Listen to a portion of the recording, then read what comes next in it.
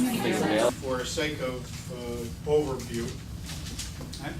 We looked at the inevitability of death and loss. Our key thought last week, if you didn't grab hold of it, was when we face the truth about life, death, and loss squarely, it will lead to wisdom. In other words, if you want to keep it really simple, grief is a gift.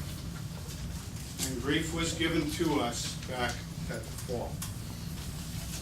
Our key objective in our group was to acknowledge the reality of loss by naming the loss and naming the emotions.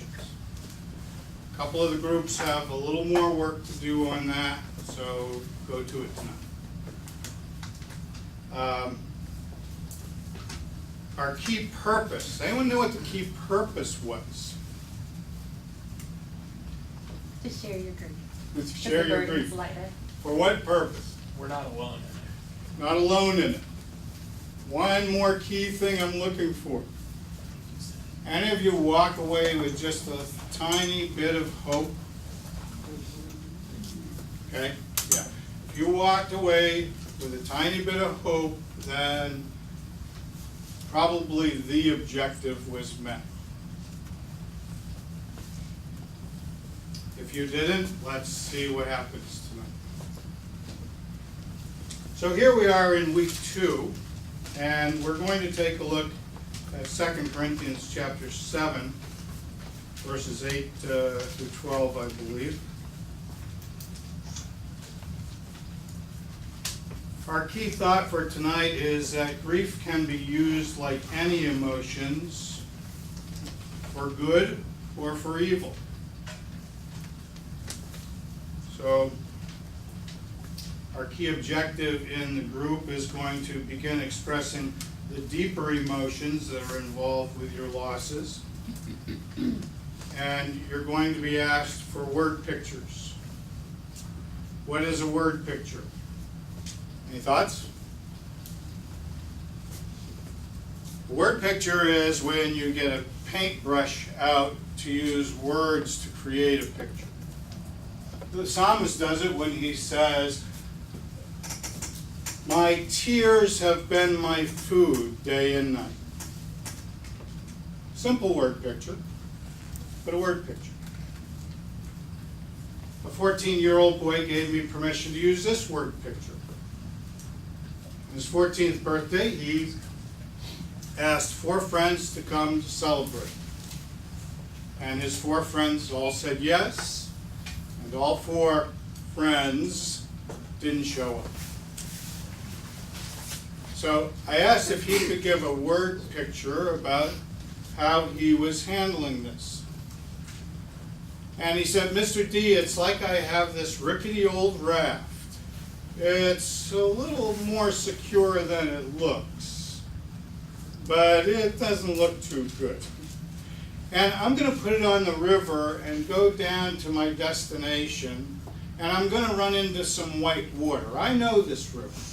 Now there's no 4s or maybe 3s, but there is some white water that's going to look pretty challenging. But I think I can say I'll make it to the end of my journey." That may be the best word picture I ever heard, so don't hold yourself to that high of a standard, okay? But that's a good picture of what getting word pictures are all about, and they are to help us to put form to the intangible. So that's what you'll be working on this evening. I don't know about you, but the text that I'm going to read from is one that brings me hope. Because Paul is writing to the Corinthians about a problem. And the problem that the Corinthians had was this, that they had come into the liberty of Christ. So that meant they could do anything and be forgiven. And so they were, pretty much putting meat on the table that had been sacrificed to idols and saying, "Hey, come and join me. even took their liberties for, I think, an uncle to have incest with his niece. So Paul wrote to them earlier saying, hey, you can't take the liberty of Christ this far. You must balance it out with other theologies. In other words, one theology doesn't trump another. The theology of loving others here is important. So you cannot do things that in the liberty of Christ that will bring harm to other people. So this is now a response to the Corinthians' response. Everybody following? Just nod your head. Thank you. Starting in verse 8. Even if I caused you sorrow by my letter, I do not regret it. Though I did regret it, I see that my letter hurt you, but only for a little while.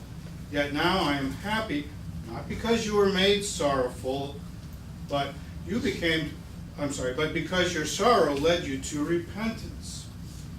For you became sorrowful as God intended, and so were not harmed in any way by us. Godly sorrow brings repentance that leads to salvation and leaves no regret. But worldly sorrow brings death. See what this godly sorrow has produced in you. What earnestness, what eagerness to clear yourselves, what indignation, what alarm, what longing, what concern, and what readiness to see justice done. At every point you have proved yourselves to be innocent in this matter. So even though I wrote to you, it was not on account of the one who did the wrong or of the injured party, but rather that before God you could see for yourselves how devoted to us you are. By all this we are encouraged. I know. This text is about sin, right? And you may be saying to me, but Darrell, we're here because we have losses. There isn't one loss that comes our way that didn't come about from sin.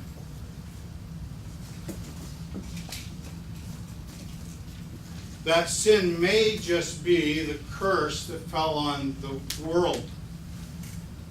It may be the curse of the earth itself, that now we have hurricanes. My wife said before I left, she said, do you know that we're supposed to get snow tonight? I said, no, I didn't know that. Oh, she said, wait a minute, I'm looking at Paris. Good for them. So some things fall on us because of the curse. Some things fall on us because people come at us in their sinful ways. And then sometimes we have our own personal sin to deal with. So you'll see this develop a little more, because you might feel like it's a little bit of a stretch to come to this text. I assure you it's not. If you can trust me this much, and at least give me some leeway for the next two sessions, I think that that'll fall in line. So all sorrow, as we looked at last week, helps to build character and wisdom. So Paul here, let's take a little closer look. He says this about sorrow. He's kind of, first about his letter, he's kind of fatherly here, isn't he? You know, like when you spank your kids, if you spank your kids these days, and you say, this is going to hurt you, son, a lot more than it does me. And if you're truthful about that, it really does, hurt, right? That's what Paul begins this part with, saying, look, it's not like I wanted to tell you these things, but I had to. And I'm sorry that you heard about it, but I'm not so sorry that I didn't tell you. But here's why I'm really not sorry about it, because of the effect that it had. So he says that there are two kinds of sorrow. Did you pick that up? there is a godly sorrow and there is an earthly sorrow. He says that their sorrow led them to repentance, for you became sorrowful as God intended, and so were not harmed in any way by us. What does he mean by that? What is godly sorrow? Well, let's look to see what he says that can help us here. He says, godly sorrow brings repentance that leads to salvation and leaves no regret. So there's our gauge. If we're going to end up with no regret, then perhaps we've had some godly sorrow. Interestingly enough, the word translated salvation can also be translated wholeness of life. Godly sorrow brings a wholeness of life. Then he compares it with deathly sorrow. He's not done with godly sorrow. But worldly sorrow brings death. Wow. We have a major contrast here, don't we? One brings death and one brings this wholeness of life. So how's that to be? Well, we see the characteristics there. Maybe we would be well off looking at David in Psalm 51, verse 8. You don't have to turn there, you can later. He said, let the bones you have crushed rejoice. Godly sorrow brings death, or rather, earthly sorrow brings death.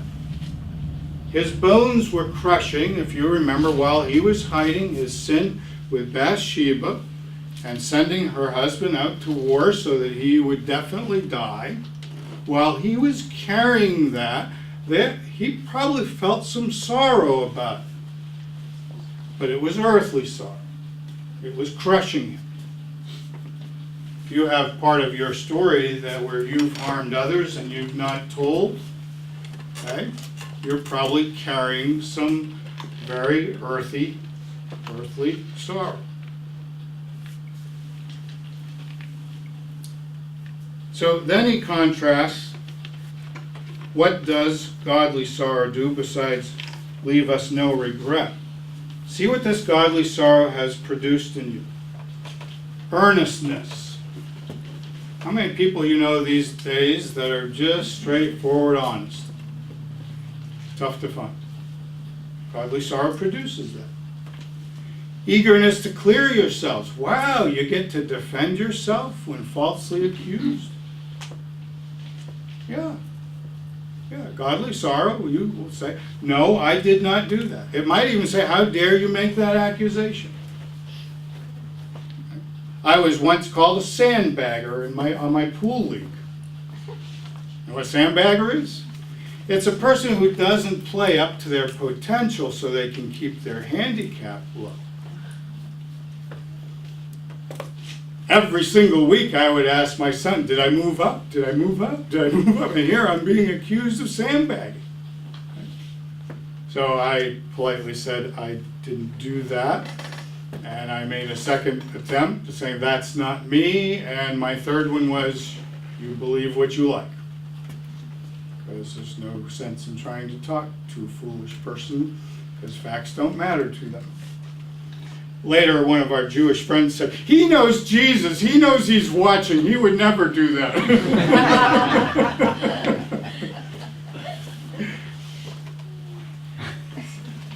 Eagerness to clear yourself. Eager to have someone else speak for you. What indignation? Well, what in the world is that? Somebody give me a definition? Indignation? Wrath. Righteous, wrath. Indignation is the anger that puts a stop to sin, wrongs, and injustices. You give that old lady her pocketbook back. Where are you going with that? I'll take you down if you don't bring it back.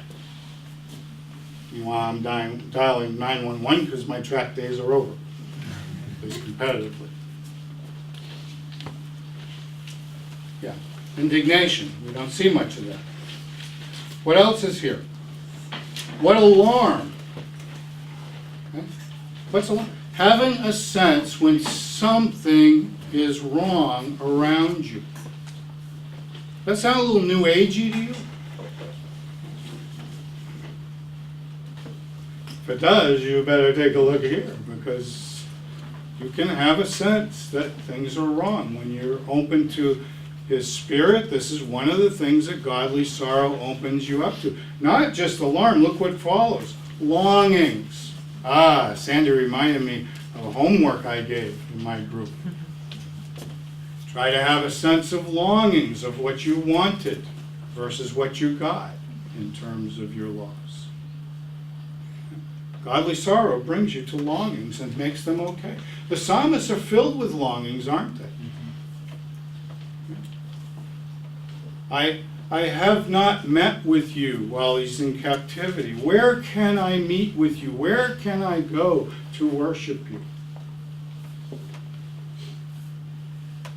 What concern? Having the ability to, yes, be emotional in regard to other people's struggles. And then the last thing is the readiness to see justice done. Can I tell you a secret you won't tell anyone? I use this for a checklist. I don't have many checklists in life. But I use this for a checklist, because if I don't have much concern or I don't get alarmed about anything, maybe I better return to some godly sorrow. I might be getting as this old German man in a former church. I used to say every week, "How are you?" "I'm stiff. I'm stiff." He was stiff. He could hardly move. Well, if I'm stiff inside, maybe I have some hurt I haven't dealt.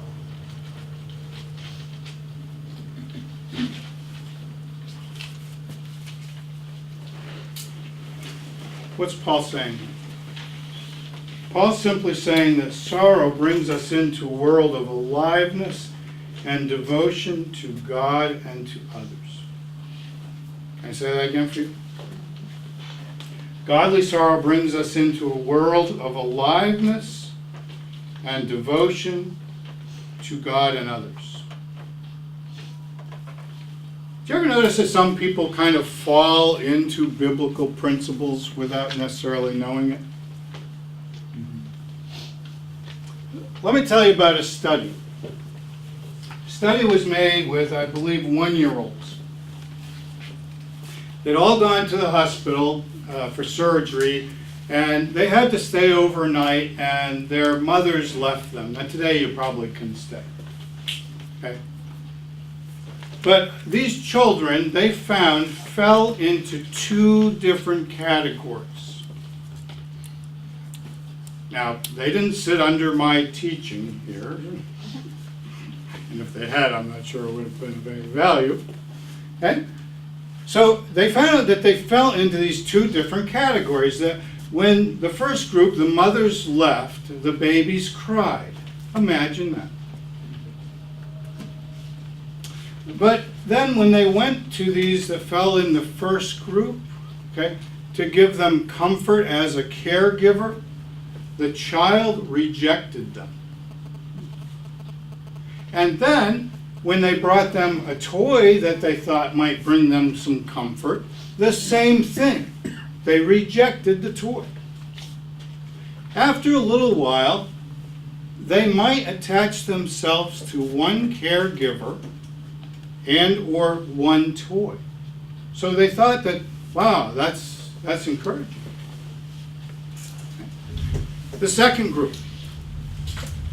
The second group, they also cried when their mothers left. Who'd have thunk it? But when the caregiver came, they accepted the warmth and the concern that was given to them. And they would accept, some toys of comfort as well. Think they fell into a biblical principle unbeknownst to them? Let's check it out, okay? Because the story doesn't end there. When the first group, the ones that rejected help, when their mothers came back, what do you suppose their response to the mother was? Rejection. Everyone's saying rejection. Yes, rejection or indifference. How about those babies that had cried and accepted others' concern? How did they respond when their mothers came back? Excitement, joy, open arms. Now, obviously, those 1-year-olds couldn't say, I followed biblical principles. But there's something more heavenly in the second group than there is about the first group. So if you were to ask me, you can ask me, what then constitutes the difference between godly sorrow and earthly sorrow? You can either ask me or answer the question. What constitutes the difference? Oh, that's a question. I'll field that question. The godly sorrow is having the desire to let go of pain.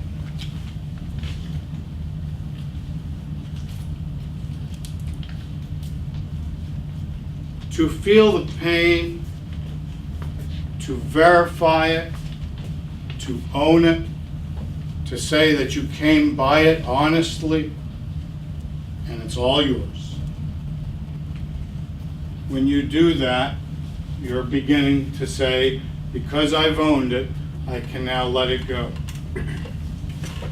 Alan Jones, I believe he was a Catholic priest, he wrote this about tears. He said, they are the baptism of the soul. I like that. Earthly sorrow, what does that do? It says, I've been hurt and I'll never forget it. I'll cry because I recognize some of the hurt. But I'll guarantee you this, that a lot of those tears are probably mixed between anger and sorrow.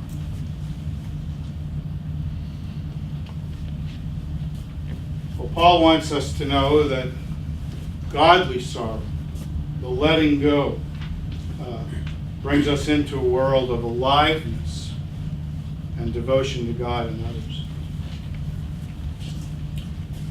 Now, in every group of grief, the subject of anger comes up. It has to. So, I wrote up here in my New England puritanical writing just a few words. None of us escape this world without being hurt. But what do you do with it?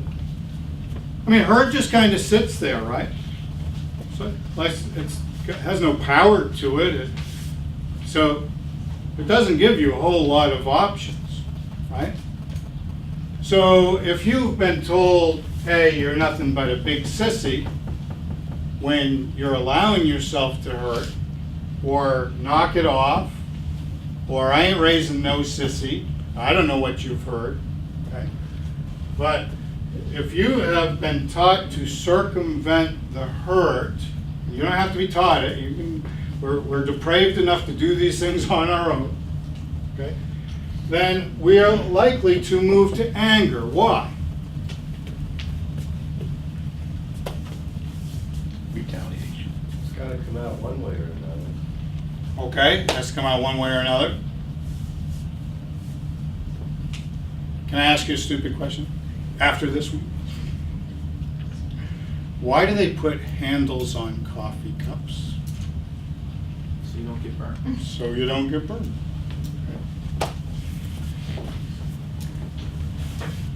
Anger may be the handle on the coffee cup. Okay? When you get angry, how do you feel? Control. Feel strong, feel like you're doing something, feel like you can manage.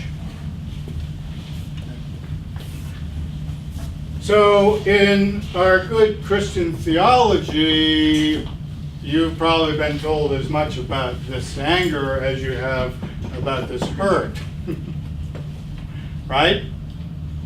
The lack of expression.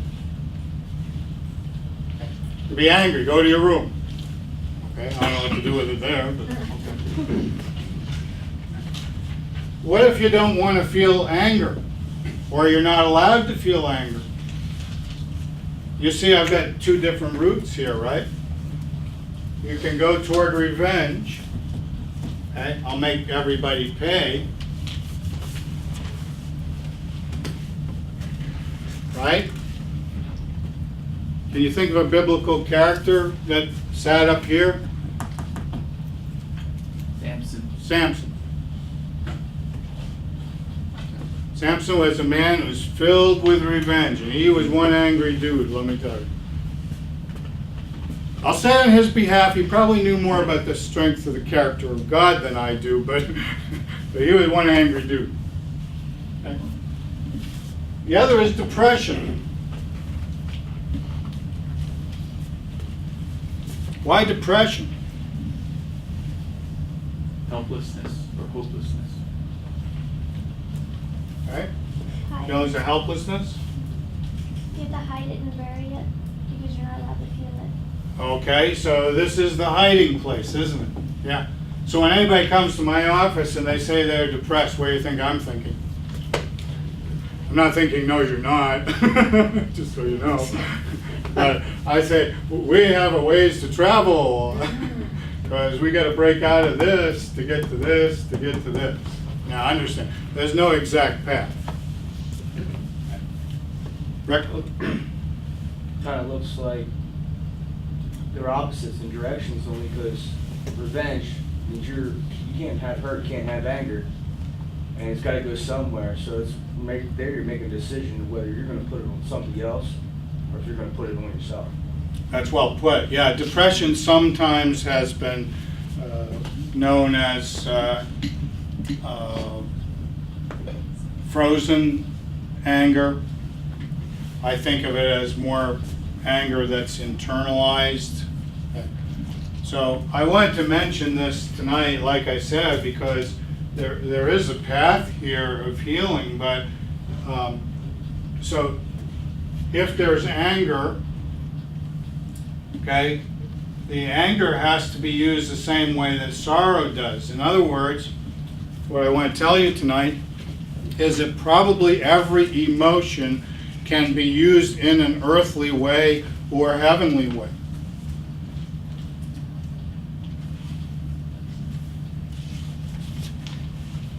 How could envy possibly be heavenly?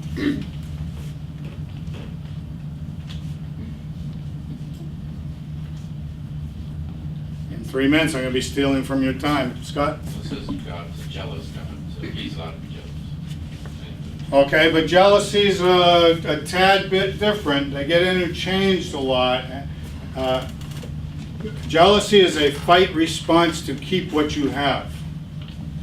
So when God sees the Israelites going this way, you see his wrath come up to get them back, right? Envy's a little different. What's envy? I think I could be envious of somebody's walk with God and want to be more like them. Paul tells us, I would that you're more like me. So I should be envious of Paul's relationship with Jesus and move towards that. Okay, so then if you're not feeling that as pressure, that might be godly. Yeah, let me give you the definition of envy, at least from my standpoint. I'm not Webster, I just like the guy. Envy at its root is wishing no good for others. So two gals come out of the beauty salon and you meet a third friend and it's like, oh, Janice, your hair looks so nice. And the other one's like, oh, what am I, mincemeat? I got to go back inside or what? Because we both had it done.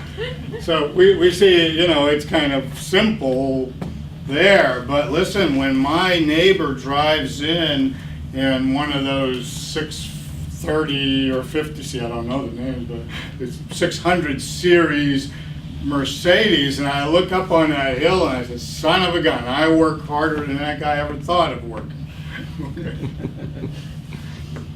I do have a neighbor, but he doesn't have a Mercedes, so.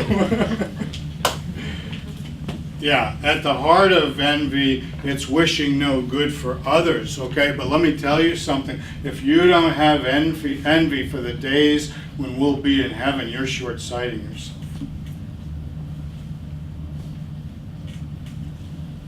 So, anger can be used to destroy yourself.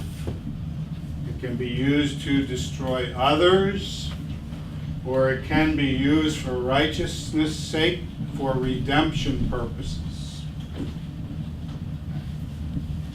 Now, I wanted to give this, I know it might sound a little off track to you when we're dealing with the theology of sorrow, but you must understand that they're on a continuum here that's crucial to the grieving process. So some of you that feel anger all the time, repentance for you, turning around and going the other way, is probably to feel sorrow. For some of you that always feel sorrow, like at the drop of a pin, it actually might be repentance to make some angry statements. Weird, huh? Our next text, if you want to look ahead for next week, will be James 4, what causes fights and quarrels among you. We're not going to sit there too long, but there's your angry passage. Okay? We can take maybe 5 minutes for discussion. Any thoughts on what I've said?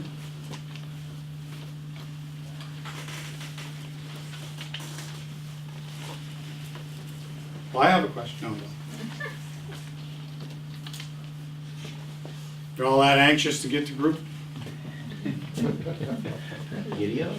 That's a trick question. I forget when you're angry. I was kidding before that some people that are not in my group want to get in, and all the people in my group want to find a way out.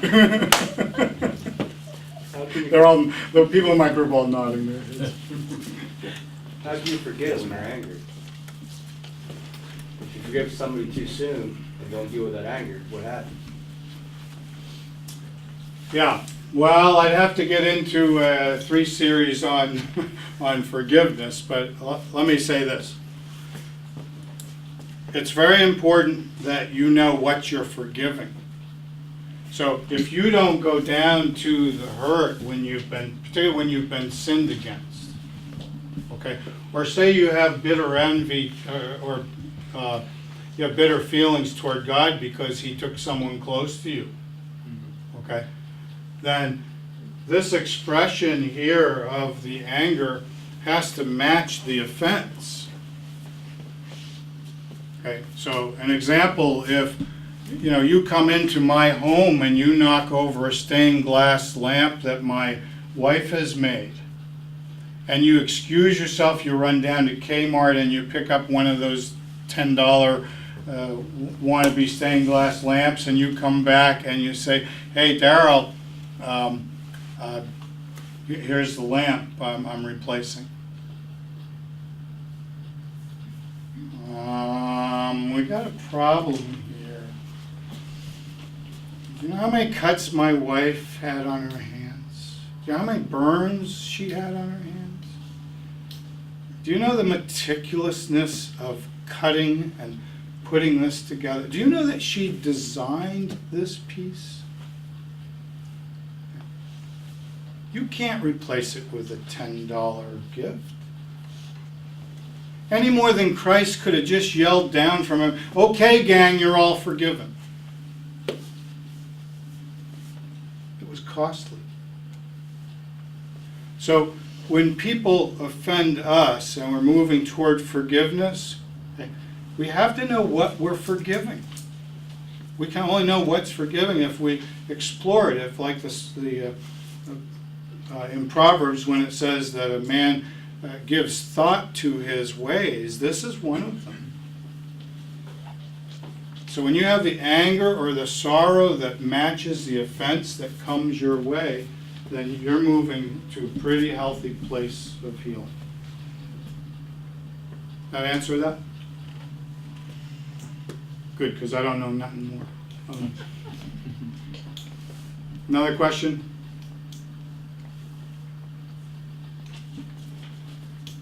There was one, or did I answer it? Okay. We are going to bring